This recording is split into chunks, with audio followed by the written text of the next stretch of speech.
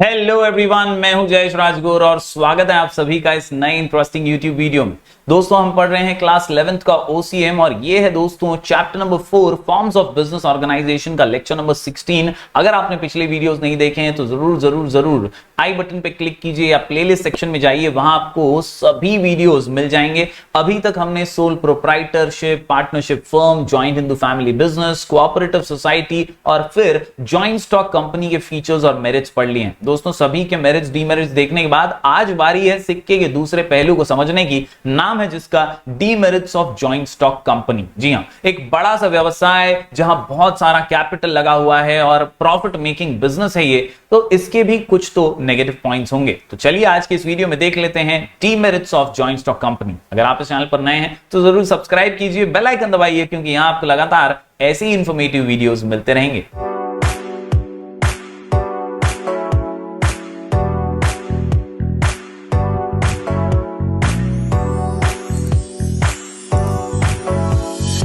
तो दोस्तों, जब बात करते हैं जॉइंट स्टॉक कंपनी की तो ये तीन शब्द बहुत मायने रखते हैं। Association of person for doing business and it also has a separate legal status. ये तीन इंपॉर्टेंट और मुख्य फीचर्स हैं जॉइंट स्टॉक कंपनी के। हमेशा याद रखिए, ढेर सारे लोग एक साथ एसोसिएट होते हैं, क्या करने के लिए? बिजनेस करने के लिए, यानी प्रॉफिट कमाने के लिए। और इनका एक सेपरेट लीगल स्टेटस होता है, कंपनी का अलग आइडेंटिटी होता है, रजिस्ट्रेशन होता है, इनकॉर्पोरेशन होता है, कंपनी की अलग पहचान होती है जिससे वो कॉन्ट्रैक्ट्स भी कर सकती है, बिजनेस भी कर सकती है, व्यापार भी कर सकती है। तो इस प्रकार दोस्तों, जॉइंट स्टॉक कंपनी ये बहुत पॉपुलर फॉर्म ऑफ बिजनेस है। हमने रिलायंस इंडस्ट्रीज, बिरला, टाटा के बारे में सुना है। ये सभी जॉइंट स्टॉक कंपनीज हैं क्योंकि ये अपने शेयर्स बेच करके, शेयर कैपिटल को डिवाइड करके ये बिजनेस रन करती हैं प्रॉफिट मेकिंग के लिए। दोस्तों, बात करें शेयर्स वगैरह की तो शेयर्स क्या है? तो it is just a part of capital, जहां पे बहुत बड़े कैपिटल को एक साथ एक व्यक्ति तो जमा नहीं कर सकता और इसीलिए उस कैपिटल को डिवाइड करके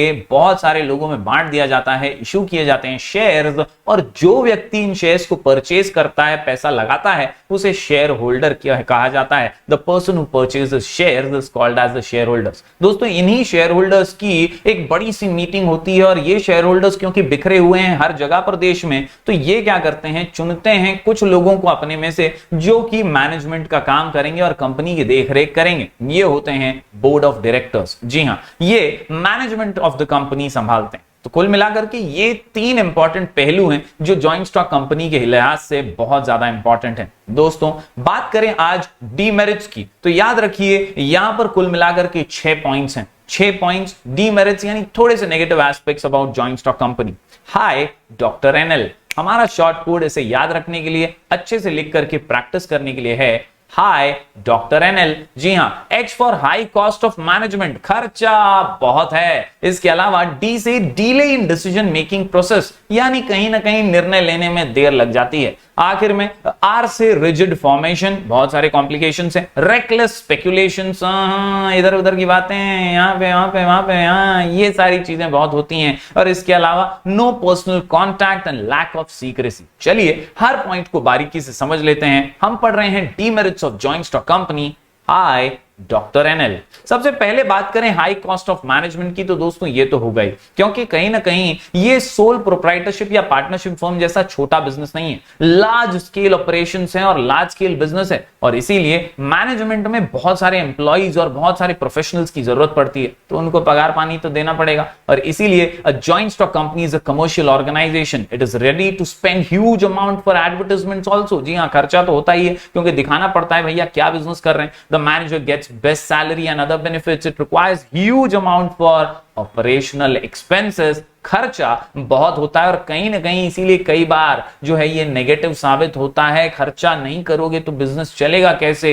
So the cost of management is very high in joint stock company। पहला नेगेटिव पॉइंट, पहला डीमेरिट। बात करें दोस्तों अगले पॉइंट की तो डॉक्टर के अंदर डी से होता है delay in decision making process. जी हाँ, कभी कभी निर्णय लेने में टाइम लग जाता है। अब पहले सेक्रेटरी से बात किए, फिर वो मैनेजर को बोलेगा, फिर वो मैनेजर बोर्ड ऑफ डायरेक्टर का मीटिंग लेगा, फिर वो मीटिंग में डिस्कशन होगा, फिर रिजोल्यूशन पास होगा। मतलब एक पूरा प्रोसेस है, उस प्रोसेस को फॉलो करके, शेयर होल्डर से बात करके, बोर्ड ऑफ डायरेक्टर्स को पूछ करके, सारे रिजोल्यूशंस वगैरह पास करके ही डिसीजंस लेते हैं। कोई अकेला सोली होली डिसीजंस नहीं ले सकता। And that is why there are delays in decision making. As an owner of the company, every shareholder has a right to participate in management of the company. Therefore, all important business decisions are taken in the shareholders meeting. The procedure of conducting the meeting is very lengthy and time consuming. It is necessary to prepare notice of the meeting, copy of agenda, proxy forms. मतलब फलाना ढिमकाना बहुत सारे यहाँ पर formalities करने पड़ते हैं कोई भी निर्णय लेने से पहले.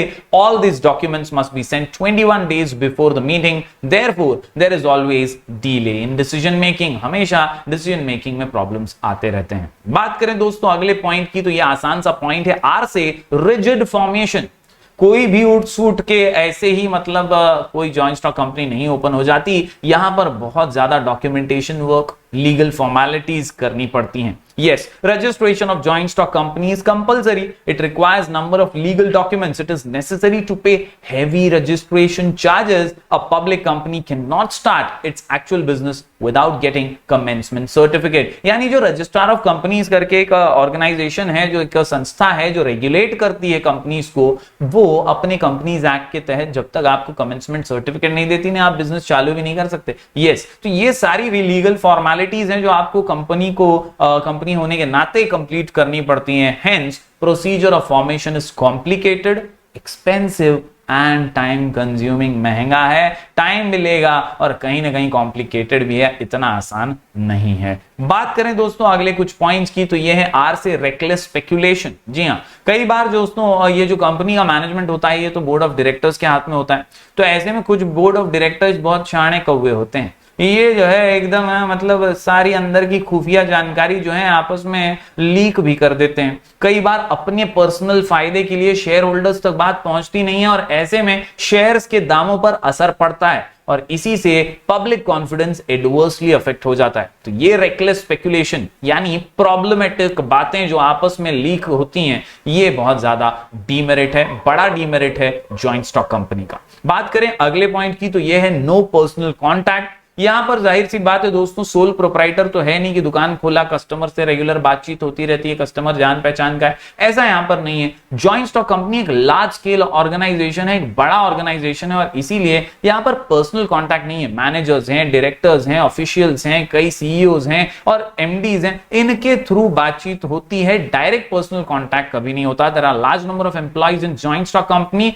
Employees feel that their efforts should be appreciated by their superiors. लेकिन यहां पर डायरेक्ट तो मालूम ही नहीं है ना कि सुपीरियर क्या है और कौन से एम्प्लॉय के लिए काम कर रहा है, कौन किसे रिपोर्ट करने वाला है. तो ये कई बार कमी रह जाती है कि एम्प्लॉइज मोटिवेटेड फील नहीं करते, वो स्विच करते रहते हैं. वहां ज्यादा पगार मिल रही है, उस कंपनी में चले जाऊं, यहां पे साला कोई पूछ नहीं रहा है. Yes, but it is not possible in large organization like joint stock company. The employees are demotivated, yes, to work hard. Similarly, manager and directors of the company are not able to establish personal contact with their customers. तो यहां पर customers से direct contact भी नहीं होता है. बात करें दोस्तों आखिरी पॉइंट की, हाई डॉक्टर एनएल में एल से लैक ऑफ सीक्रेसी. जी हां, एक सोल प्रोप्राइटर है भैया, वो अपना काम अपने तक रखता है, अपने बिजनेस के सीक्रेट्स दूसरों को नहीं बताता. लेकिन यहां पर जब जॉइंट स्टॉक कंपनी में बहुत सारे लोग एसोसिएटेड हैं तो दोस्तों सीक्रेसी की गुंजाइश बहुत कम है. हमने देखा था सोल प्रोप्राइटरशिप में मैक्सिमम सीक्रेसी होती है, लेकिन यहां पर मिनिमम सीक्रेसी है. In order to protect the interest of investor, it is compulsory to publish books of accounts every year. आपको बुक्स पब्लिश करनी पड़ती है, आपको सब बताना पड़ता है कच्चा चिट्ठा, तो वहां पर सब कुछ ओपन ही हो जाता है, सीक्रेसी की कोई बात ही नहीं है. All the important documents of joint stock company are available for inspection at registered office.